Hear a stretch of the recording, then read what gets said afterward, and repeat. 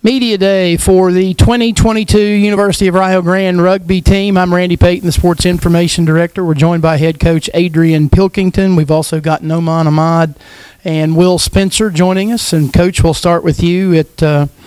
I guess for you personally, it's been a whirlwind just getting here, but you're back, and you got to be excited to start.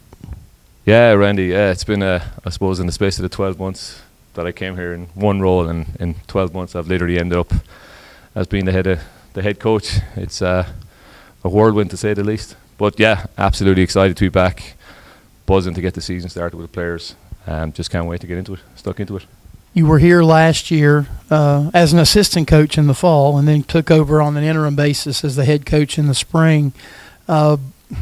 When you arrived last year, and now 1 year removed from that, could you ever have dreamed that you guys had the success that you had last season? I mean, it was kind of to go 10-1 and get within a game of reaching the national championship in your division as a first-year program, pretty big. Yeah, 100%, Randy. Like obviously, brand new program to the school. Nobody had ever seen rugby like in this area, and to literally do what we did was absolutely amazing. You know, we entered division. We entered because we didn't know how good we were going to be or how dominant we were going to be, and then just to go on 10-1 season is unbelievable. And to be one game away from making national championships in your first game, that's pretty special. What was your impression of how the community, the Rio Grande community, embraced rugby? Because they showed up in droves for the first game, and then as your success continued, people were really interested in it. Oh yeah, like 100%, Randy. Like people, obviously, success. You know, people are going to come along and follow successful teams, and the more we got successful, the more backing we had. Literally, we got to St. Louis for regionals, and like it's a 9-hour trip. There must have been, I'd say, close to like 50, 70 people. Literally came down, family stayed in the same hotel with us, all that kind of stuff. It was absolutely amazing, and we just hope we can build on that for this season. Noman, you're one of the returners from that team last year. What was your impression of how a first-year program, how successful you guys were? You had a great deal of success. Yeah. It was actually surprising because coming in, I didn't expect too much because obviously it was a new program, new head coach. So the season we had, the way the boys, they kind of, like we became pretty much a family. We'd spend every day together, and we'd go over plays, you know, even just outside stuff. Everything was done together. And so it's like seeing that from outside coming into rugby, and like the chemistry, we built that chemistry, and it was absolutely amazing. And so going like 10-1, like that blew my mind away because that was more than I ever expected us to go, like, and be that far. And then, yeah. You personally, coming from California, Rio Grande is not made for everybody. What was the biggest adjustment you had to make coming from the Sunshine State into a little tiny village here in southeastern Ohio? Well, coming like from a city life to a small town living is absolutely insane. Like, because there's lots of the main thing was that there wasn't like too much to do outside of campus, so like we had to figure out things to do. So that was a nice bit of it. Just, you know, just coming up with like different ways to have fun. Yeah, that was pretty much it. Like, just, yeah. Will, I'll ask you the same question. Will Spencer, coming into the program this year from England, what drew you to Rio Grande? Well, obviously when I'd finished school in England, I wanted to carry on my rugby career, but I also wanted to travel a little bit. I didn't really want to stay in England. I wanted to see a little bit of the world, and I was just having a look around, had no idea what I was going to do, and then I got an email from Coach Adrian, and he was like, "Hey, check out our program and have a look at what we've done." I'd looked at the website. I'd seen the success that they had in their first season, only because it's a brand new program, and the success they had in their first season. So I was very eager to join. Got to be excited, like you said, eager to join. It's not every day that somebody knocks on your door or gives you a phone call or a text or whatever and says, "Come be a part of a program that was so successful last year." Yeah, no, it was because obviously I'd had a look and I'd seen the 10-0 season. I'd seen how well they had done, and obviously we found out like that we had been promoted into the Division 2, and that brings on more challenges, harder challenges, and it's more exciting. And as I said, it will bring the team closer together. It will test the team and see how far we can go. Coach, your expectations for this year? Like Will just said, you move up a division, you play some at least bigger schools in name, and your first go around in the fall anyway as the head coach.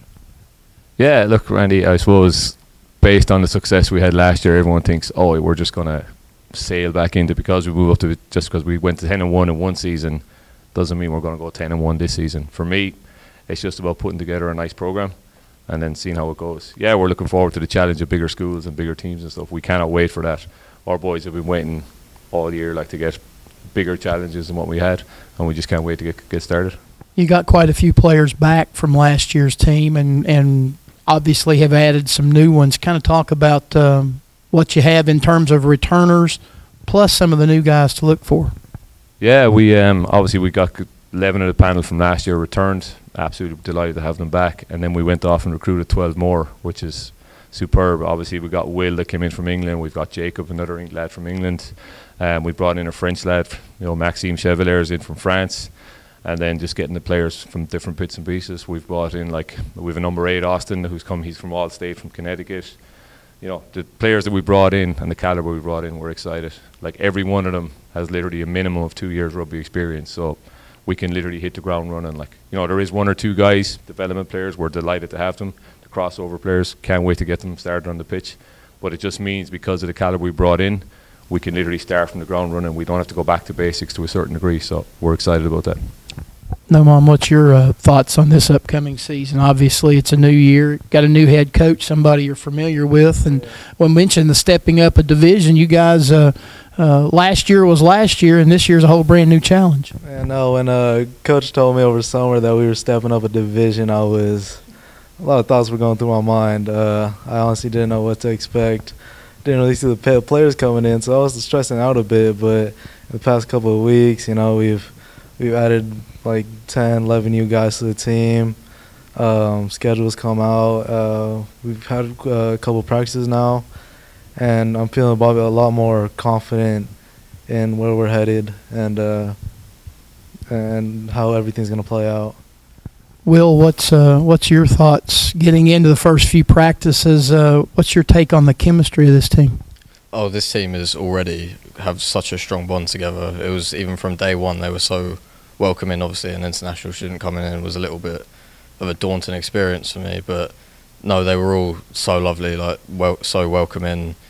Coach was there to show me the ropes, and obviously in the first couple sessions, it's already showing some fantastic potential in the team, and we're always eating together. We're always together. The chemistry is just getting stronger day by day.